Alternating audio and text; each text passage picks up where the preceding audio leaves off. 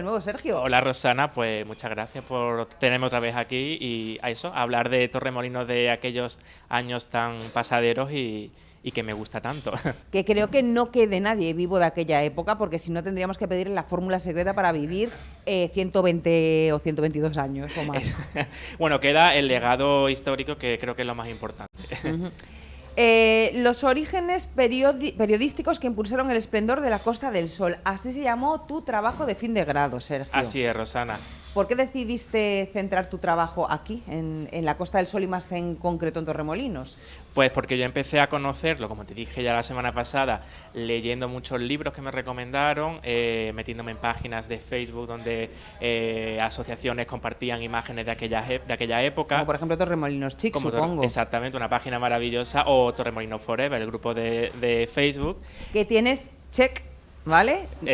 Ahí. Pero en el Hotel Pez Espada no tienes el check todavía puesto en Todavía el libro. no.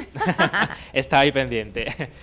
Y resulta de que, bueno, empecé a visitar todos estos sitios que yo veía en imágenes y demás, y mi curiosidad empezó a aumentar. Y lo que hice fue, tenía la oportunidad de hacer un trabajo final de carrera y como me gustaba escribir, digo, ¿por qué no invierto este tiempo en investigar sobre esta época y analizar cómo la prensa, sobre todo local, como la prensa escrita en extranjero, ayudó a que Torremolinos llegara a ser ese destino turístico pionero en España y en Europa? ¿Cuánto tiempo estuviste aproximadamente investigando? Obviamente no vas a poder cuantificar en horas, pero sí desde el día que comenzaste hasta el que terminaste, 3 meses, 1 mes aproximadamente. A ver, es que lo que me ocurrió a mí es como yo llevaba tanto tiempo personalmente interesándome y viviendo Torremolinos por mi cuenta, pues después fue muy fácil, en el sentido de que solo tuve que profesionalizarlo y acudir a investigadores, a artículos científicos para refutar todo lo que yo había visto en libros, en novelas y en imágenes. Entonces se puede decir una que fue buena labor de contrastar la información. Exacto, para que eso fuera un reportaje serio y que mi investigación sirviera y aportara yo algo también, ¿no? Y que esto se hubiese contrastado. ¿Y a ti qué nota te aportó este trabajo de fin de grado? Pues un sobresaliente. Ay, mira qué bien. Enhorabuena, Sergio. Muchas gracias. Lo tenemos aquí, ustedes lo van a ir viendo en sus pantallas.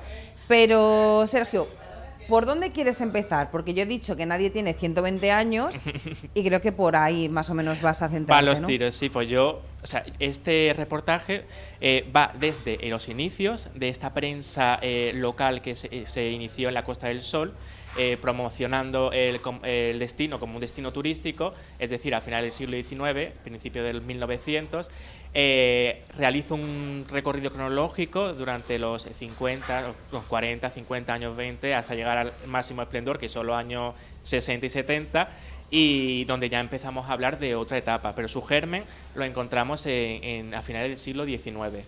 ¿Y qué cosas significativas encontraste que dijiste, wow, esto estaba en Torremolinos, esto no me lo esperaba yo aquí?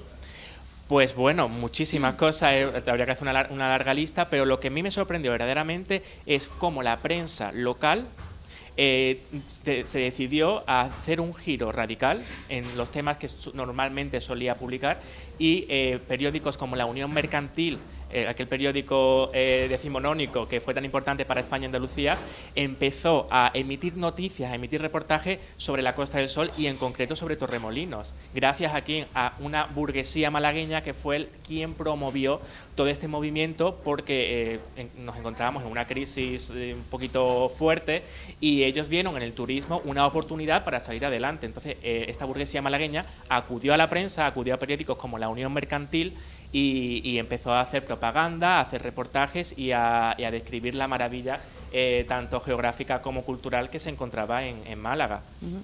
Y en esa época fue cuando se denominó Costa del Sol a esta zona, ¿no? Exacto.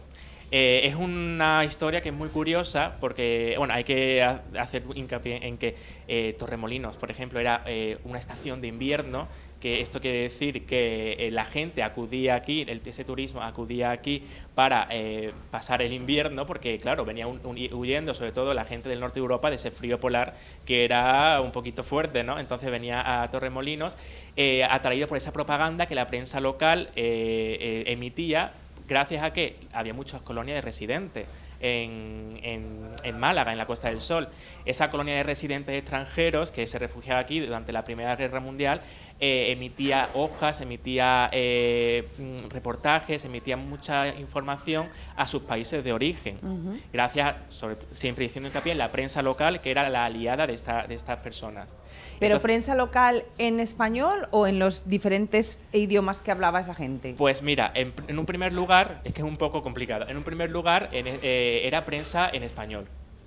Pero claro, aquí había una colonia de extranjeros que tenía necesidades. ¿Qué pasó? Que esa prensa en español, como la Unión Mercantil, esa prensa local, empezó a dedicar en sus hojas noticias en inglés, por ejemplo. Entonces eso fue algo revolucionario, ¿no? En aquella época, que la Unión Mercantil o el Avisador malagueño empezara a dedicar en sus últimas páginas, sobre todo al principio, resúmenes, crónicas en extranjero, en inglés sobre todo.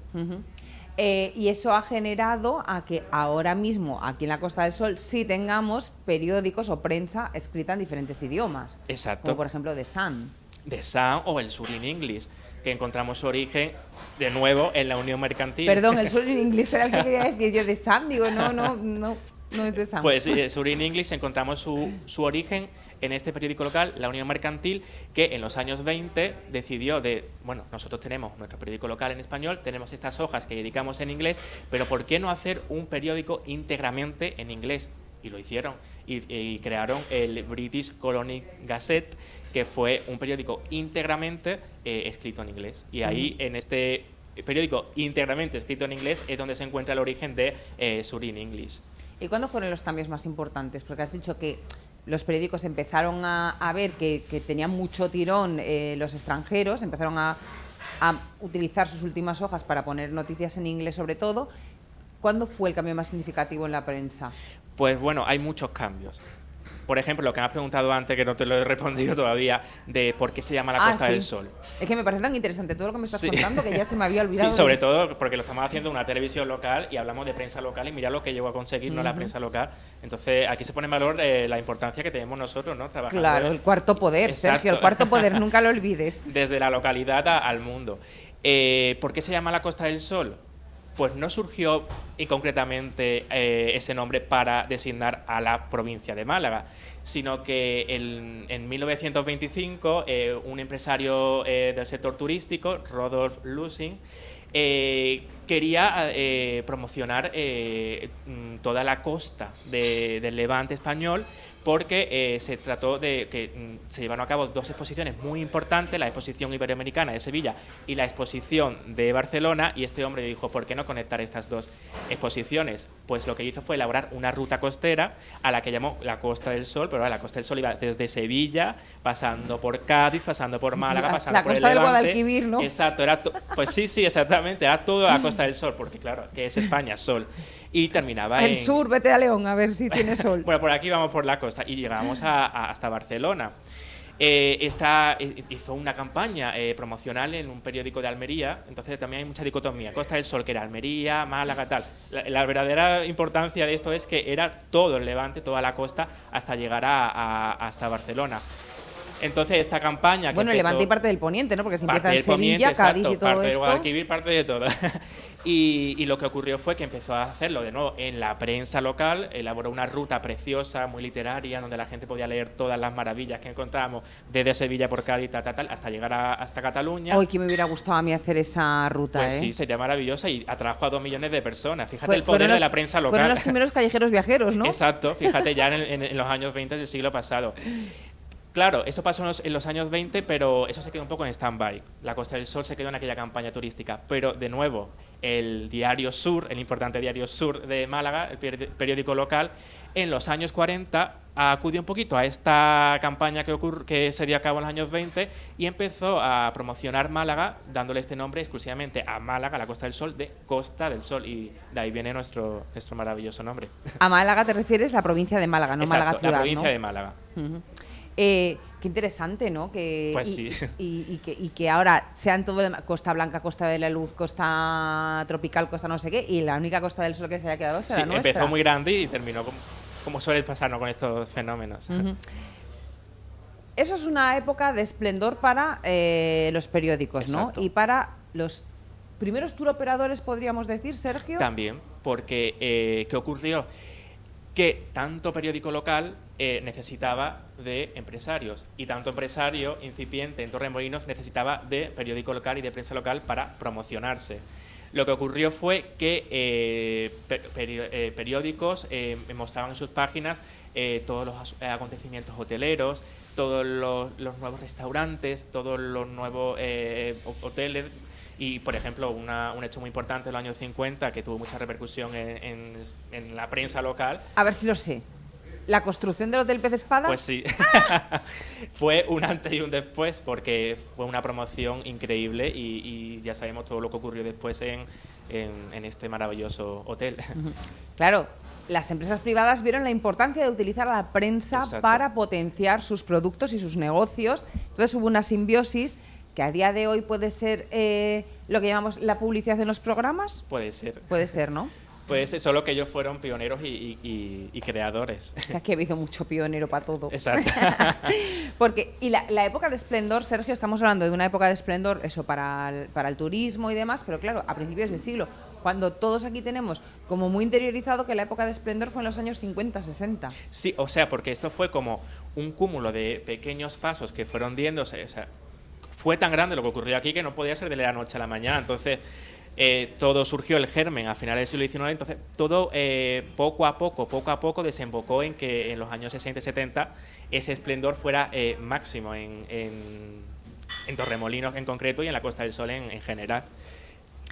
Hay una anécdota que me puedes contar, ¿no? Algo referido con Eva Field. Pues sí, como hemos dicho antes, como los empresarios de Torremolinos concretamente hablamos, acudía a la prensa para hacerse esos favores mutuos y promocionarse y darse a conocer al mundo, porque esta prensa, date cuenta que daba la vuelta al mundo, porque todos los residentes británicos, por ejemplo, que vivían aquí, mandaban hojas al extranjero y atraía más gente. Pues Eva Fields es una mujer británica que a día de hoy todavía vive en Torremolinos, en un lugar muy icónico, que no puedo decir, pero sigue viviendo aquí. Se me ocurre una cosa, Sergio, ¿la puedes traer aquí a nuestro programa y entrevistarla tú? Pues se lo puedo preguntar. Pregúntaselo, se lo puedo preguntar. Y ella fue la que abrió, junto a su marido, la icónica e importantísima discoteca Tiffany's. ¡Ah, sí! Sí. Yo, obviamente, no vivía cuando aquello, pero he visto un montón de pegatinas y fotos por su en logo Torremolinos Chic y de eso, sí, sí. Que se encuentra en la actual Palladium, en la avenida Palma de Mallorca, que todo el mundo pasa. Yo nunca me di cuenta hasta que digo, uy, pues esto es Tiffany's. ¿Qué hizo esta mujer? Esta mujer bebió de la prensa local.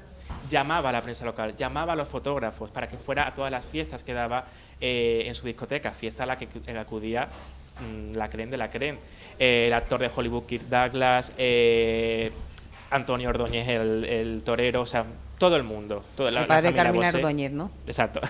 Los Bosé, Emires, etcétera, etcétera. Pero concretamente lo que ella me pudo contar en una entrevista que le hice es una anécdota que le ocurrió con la actriz Judy Garland, nada más y nada menos, ¿sí? que también estuvo en Torremolinos. No me cuentes. Eso no y la madre de Liza Minnelli.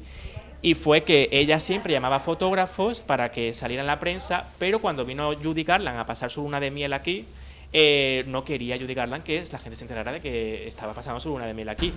Pero a Eva Fields le jugaron una mala pasada y se coló un fotógrafo que le sacó unas fotografías que dieron la vuelta al mundo y la pobre Eva Fields se llevó un gran disgusto, aunque después me contó que Judy Garland no se enfadó con ella. No pero sé. ¿eso sería una filtración? Puede que sea, nunca se sabrá, pero algo ocurrió. Ella, si fue filtración de ella, no lo va a reconocer en la vida, ¿no? Exacto. Por si acaso. Pero el caso es que las fotografías dieron la vuelta al mundo y fueron... Creo que es la última fotografía que se tiene de Judy Garland, porque a los 2 meses murió. Pues no y veas. fue aquí en Torremolinos. Y a ti, Sergio, personalmente, ¿cómo te cambió la visión de Torremolinos el hacer este trabajo de fin de grado? Pues a mí me refutó totalmente y me aclaró que la prensa local, el periodismo local, es muy importante, tiene muchas funciones.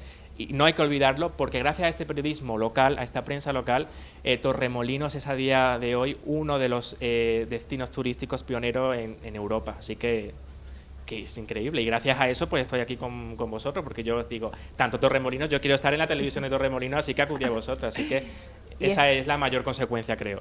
Y esto es palabrita del niño Sergio Padilla. ¡Hala! Sergio, contigo nos despedimos. Esperamos que hables con Eva Gil y que acepte la invitación, que la entrevistarás tú. Te dejo totalmente protagonismo a ti para esa entrevista. Y nosotros nos despedimos de todos ustedes hasta mañana, pero Sergio continuará esta semana con nosotros. Exacto. Estarás el jueves con nosotros, ¿verdad, Sergio? Así es, cuenta conmigo. En una nueva edición de La Barraca de Sergio Padilla. Pues, Sergio, muchísimas gracias por acercarnos el Torremolinos de principios del siglo XX, porque yo creo que lo teníamos más que olvidado. Siempre se ha hablado de la mitad del siglo XX, pero de principios del siglo XX yo no había escuchado personalmente muchas cosas. Así es. Así que gracias por refrescarnos aquella también edad dorada de nuestra ciudad. Gracias a ti, Rosana. Bueno, pues nosotros de la mano de Sergio Padilla nos despedimos de todos ustedes hasta mañana, que les esperamos de nuevo aquí en la Bodega Guerola a las 3:30 de la tarde en una nueva edición de Torremolinos en Abierto.